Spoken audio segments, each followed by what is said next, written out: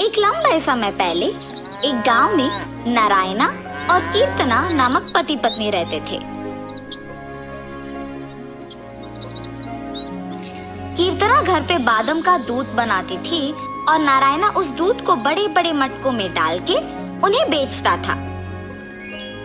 नारायणा बहुत ही लालची स्वभाव का था। वो हमेशा ये सोचता था कि वो सबसे ज्यादा खुश रहे।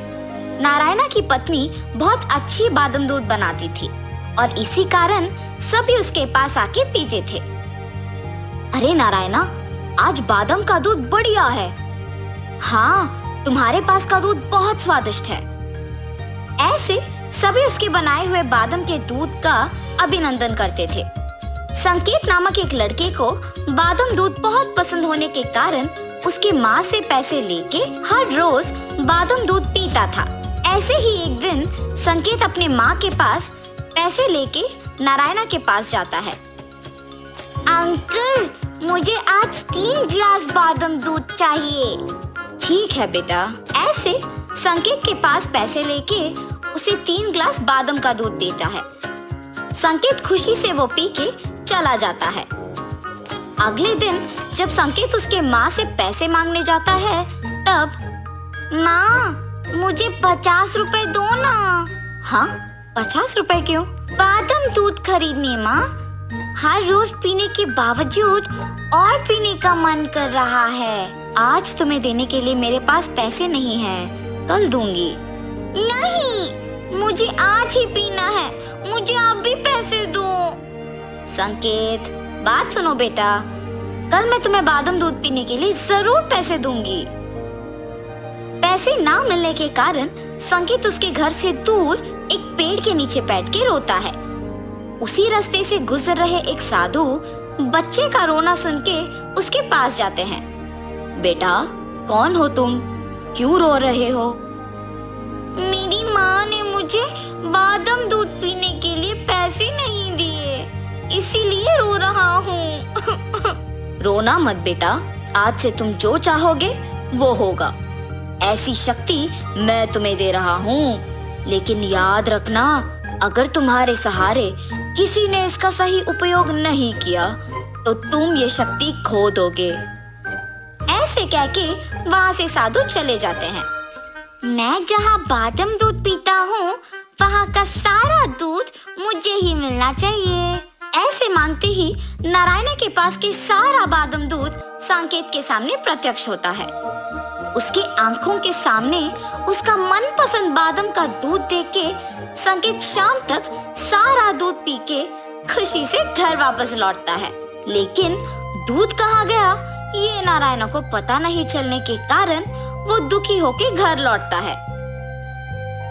अगले दिन भी जब वो बादाम का दूध लेके जाता है तो वहाँ से दूध गायब हो जाता है। उस कारण वो घबरा के ढूंढने लगता है, लेकिन शाम तक ढूंढने पर भी नहीं मिलता है और ऐसे ही दुखी होके घर के लिए निकलता है। रास्ते में उसे एक पेड़ के नीचे उसके मटके के जैसे कुछ दिखाई देता है और वो उसके पास जाता है।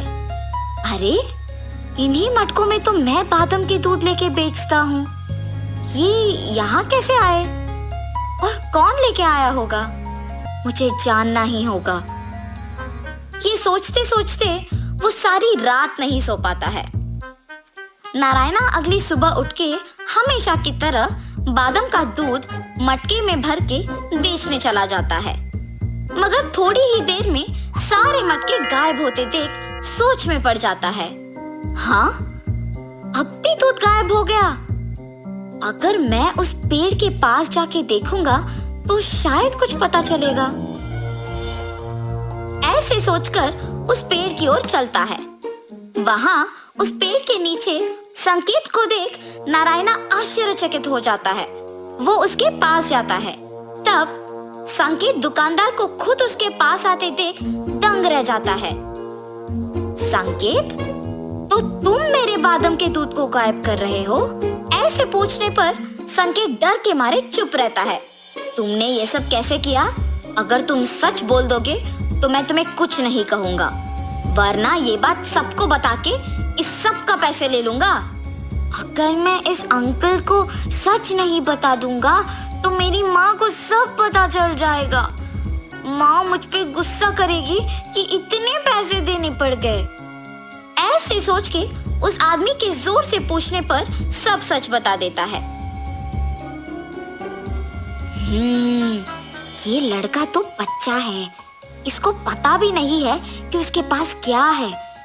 मैं इस लड़के को बादाम दूध देके उस शक्ति का उपयोग करूंगा।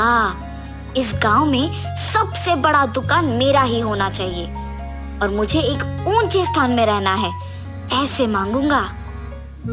तुम्हें मेरे पास का बादाम दूध अच्छा लगता है ना बेटा? तुम्हारे लिए मैं हर रोज मुफ्त में बादाम दूध दूंगा, पर मैं जो कहूंगा तुम्हें करना होगा, ठीक है? आप कह रहे हैं कि मुफ्त में बादाम दूध देंगे ना, तो आप जो बोलोगे मैं वो करूंगा। इस गांव में सिर्फ मुझे बादाम के दूध बेचना है। इतना ही नहीं, मुझे एक बड़ा दुकान लगा के बादाम दूध को बेचना है। ऐसे मांगो। सांकेत साधु की बातें भूलकर नारायणा की बातें सुनकर वही मांगता है। उस कारण वो उस शक्ति को खो देता है। बहुत बार प्रयत्न करने के बावजूद कुछ नहीं होता है और इसीलिए वो दुखी हो जाता है। इतने में सांकेत को साधु की बातें याद आती है और वही बात नारायणा को बताता है। तब नारायणा को उसकी गलती का एहसास होता है कि उसने कितना लालची स्वभाव से सोचा था। मेरे स्वार्थ और लालच की वजह से ही इस लड़की की शक्ति का सही उपयोग नहीं कर पाया। अब से मैं सभी की भलाई की प्रार्थना करूंगा। ऐसे फैसला करता है। सांकेत, तुम्हारे मर्जी के अनुसार ही हर रोज मैं तुम्हें बादाम दूध दूंगा। यहाँ जो हुआ वो किसी को मत बताओ, ठीक है बेटा? जी अंकल। तब से नारायणा उसका स्वार्थी और लालची स्वभाव छोड़ के सबकी सहायता करते हुए सांकेत को दिए वचन के अनुसार हर रोज बादाम का दूध देते हुए उन्हें बेच के पैसे कमा के खुशी से जीता है। रितेश नाम का एक आदमी रहता था। वो अपने माता पिता के साथ रहता था। उसके पास व्यापार करने के पैसे तो थे, पर उसे पता नहीं चल रहा था कि कौन सा व्यापार शुरू करे। इसीलिए वो इस विषय में फैसला लेने के लिए अपने पिता के साथ चर्चा करता है। पिताजी, मुझे पता नहीं चल रहा है कि आपके दिए हुए पैसों से मैं कौन सा व्यापार शुरू करूं। अरे उसमें क्या है, पकौड़ी का व्यापार शुरू करते हैं। पकौड़ी का व्यापार? हाँ बेटा, हमारे गांव में जलेबियों का, समोसे का, अचार का, पापड़ का ऐसे बहुत व्यापार है। तो तुम्हें कुछ अलग व्यापार करना होगा। गांव में जो व्यापार नहीं है, अगर तुम करोगे तो अच्छा लाभ पाने का मौका होगा। सिर्फ सादा पकौड़ी कौन खरीदेगा पिताजी? इसीलिए हम सिर्फ सादा पकौड़ी नहीं बनाएंगे। तो फिर हम सादा पकौड़ी में साथ साथ चिकन पकौड़ी, फिश पकौड़ी, मिर्ची पकौड़ी, आलू पकौड़ी, प्याज के पकौड़ी, अंडे के पकौड़ी जैसे अलग अलग तरह के पकौड़ी बनाएंगे। ऐसे हमारा व्यापार को बहुत लाभ मिलेगा। रितेश को अपने पिताजी के बात सच लगे, परंतु मुझे इतने प्रकार के पकौड़ी बनाना नहीं आता है ना पिताजी। मुझे भी तो बनाना नहीं आता। हम खुद इन सब के विधि बनाएंगे और इसके लिए तुम्हारी माँ भी सहायता करेगी। ऐसे कहकर रितेश के पिताजी रितेश को प्रोत्साहित करते हैं। फैसले के अनुसार पकौड़ी को बनाने के सामग्री रितेश खरीद के रसोई घर में इकट्ठा कर रहा होता है कि उसके पिताजी पके हुए अंडों को 2 हिस्सों में काट रहे होते हैं और रितेश की माँ पकौड़ी के लिए बेसन का मिश्रण तैयार कर रही होती है। बनाए हुए मिश्रण को 6 अलग अलग बर्तन में बराबरी से रितेश की माँ डालती है। रितेश के पिताजी पहले बर्तन में कटे हुए अंडे, दूसरे बर्तन में कटे हुए प्याज, तीसरे बर्तन में कटे हुए मिर्ची, चौथे बर्तन में कटे हुए आलू, पांचवें बर्तन में कटे हुए केले और छठी बर्तन में कटे हुए चिकन के पीसेस डालते हैं और फिर एक एक करके उन सारे अलग तरह के पकोड़े को तेल में तलते हैं। रितेश जब पकोड़ी का स्वाद देखता है तो उसको बहुत स्वादिष्ट लगता है। फिर वो अपने पिताजी के बातों को सच मानकर पकोड़ी के व्यापार को दृढ़ निश्चय से शुरू करता है। ऐसे शुरू हुआ था रितेश की जीत की कहानी। 15 साल बाद वही पकोड़ी का व्यापार रितेश को सिर्फ अमीर ही नहीं बल्कि बहुत घमंड और कठोर बना देता है। दूसरी ओर रितेश के पिताजी को बहुत दिनों से ठीक से दिखाई नहीं दे रहा था और सुनाई भी नहीं दे रहा था। इसीलिए वो रितेश को चिकित्सा करवाने के लिए पूछने की प्रयत्न करते हैं, पर रितेश कभी उनको समय ही नहीं देता था। इसीलिए रितेश के पिताजी खुद अस्पताल जाने का निश्चय करते हैं, पर उनके पास पैसे ना होने के कारण रितेश की दुकान को निकल पड़ते हैं। अरे रितेश बेटा, कुछ दिनों से न कुछ ठीक से दिखाई दे रहा है न कुछ सुनाई दे रहा है। चिकित्सा के लिए 3000 रुपयों की जरूरत है, थोड़ा मदद करो ना बेटा। क्या 3000 रुपए? उतने पैसे तो मेरे पास नहीं है। पर बेटा, कल ही तो तुमने बहू को बताया था कि हर रोज तुम्हें 30,000 मिलते हैं। आप पहले यहाँ से चलिए, कह रहा हूँ ना पैसे नहीं है। और घर चले जाते हैं। घर पहुँचने के बाद चिकित्सा के पैसे मांगने रितेश के पास गया था, पर उसने ये कहकर भेज दिया कि उसके पास पैसे नहीं है। क्या 3000 के लिए उसने ऐसा कह दिया? व्यापार तो अच्छा चल रहा है ना। शायद उसको हमारा यहाँ रहना पसंद नहीं। बहू ने भी खाना सिर्फ उन दोनों के लिए बनाया है, मैंने हम दोनों के लिए खाना बनाया है।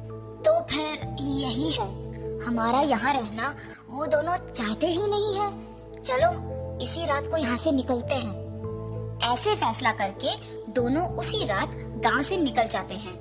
माता पिता के लापता होने पर भी रितेश को चिंता नहीं हुई। अगर किसी ने पूछा तो कहता था कि तीर्थ यात्रा पे गए हैं। रितेश को पकोड़ी के व्यापार में लाभ ही लाभ आ रहा था। वो उसके दुकान में 10 और सहायक को काम पे लगा के उनको सारे पकोड़ी के विधि सिखा के काम करवाता था। इसके अनुसार उसने पकोड़ी के दाम भी बढ़ा दिया था। मिर्ची पकोड़े 5 रुपए के 10 पीस, प्याज के पकोड़े 8 रुपए के 10 पीस, आलू के पकोड़े 10 रुपए के 10 पीस, अंडे के पकोड़े 15 रुपए के 10 पीस, चिकन के पकोड़े 20 रुपए के 10 पीस और मछली के पकोड़े 25 रुपए के 10 पीस। पकोड़ी का स्वादिष्ट होने पर लोग भी बहुत आते थे, जिसकी वजह से रितेश का दुकान हमेशा भीड़ से भरा और व्यस्त रहता था और दुकान का लाभ भी दुगना हो गया था। रितेश ऐसे ही उसकी संपत्ति बढ़ाने में दिन भर व्यस्त रहता था और उसकी पत्नी भी अपनी समय अपनी सहेलियों के साथ बिताने में और पैसे खर्च करने में व्यस्त रहती थी और उनके बच्चों के साथ भी ज्यादा वक्त नहीं बिताती थी। बच्चों के देखभाल के लिए एक ताई को रख के वो चली जाती थी। रितेश व्यापार और संपत्ति के मोह में पड़कर दोस्तों के साथ वक्त गुजारता था और उसकी पत्नी उसके सहेलियों के साथ वक्त गुजारती थी। इस वजह से उनके बच्चे बहुत लापरवाही से पले बड़े। रितेश अपने बच्चों को अनुशासन से नहीं बड़ा कर पाया और अपनी बीवी को उसके शौक से दूर नहीं रख पाया। अब रितेश के साथ प्यार से 2 बातें करने के लिए भी कोई नहीं था। उस समय में उसको उसके माता पिता की बहुत याद आती है। मैं कितना मूर्ख हूँ, प्यार से देखभाल करने वाली माँ और जिस व्यापार को इतने जिम्मेदारी से देखभाल कर रहा हूँ उसका मार्गदर्शन करने वाले पिताजी को मैंने अनादर किया है। न जाने वो कहाँ हैं, क्या कर रहे होंगे। मैं तुरंत उनको ढूंढ के घर वापस लेके आता हूँ। रितेश अपने माता पिता को ढूंढने अपनी कार में निकल जाता है। गांव में ढूंढते ढूंढते उसको अपने माता पिता गंदे फटे हुए कपड़ों में नजर आते हैं। ये देख रितेश भाग के उनके पास जाता है और कहता है, आप ऐसे कैसे? ये सब मेरा ही गलती है पिताजी, मुझे माफ कीजिए और कृपया मेरे साथ घर चलिए माँ। रितेश को अपने गलती का एहसास होता है और वो अपने माता पिता के साथ घर वापस आता है। अपनी पत्नी को बोलता है कि आज से जो भी होगा माँ के अनुसार होगा, और व्यापार का सारा संपत्ति अपने पिताजी के हाथ कर देता है। रितेश सिर्फ सहायकों का और पकौड़ी के विधि का देखभाल करता है और उसकी पत्नी बच्चों का देखभाल और पढ़ाई का ध्यान रखती है। सुख संपत्ति और परिवार का प्यार पाके सब सदा खुश रहते हैं।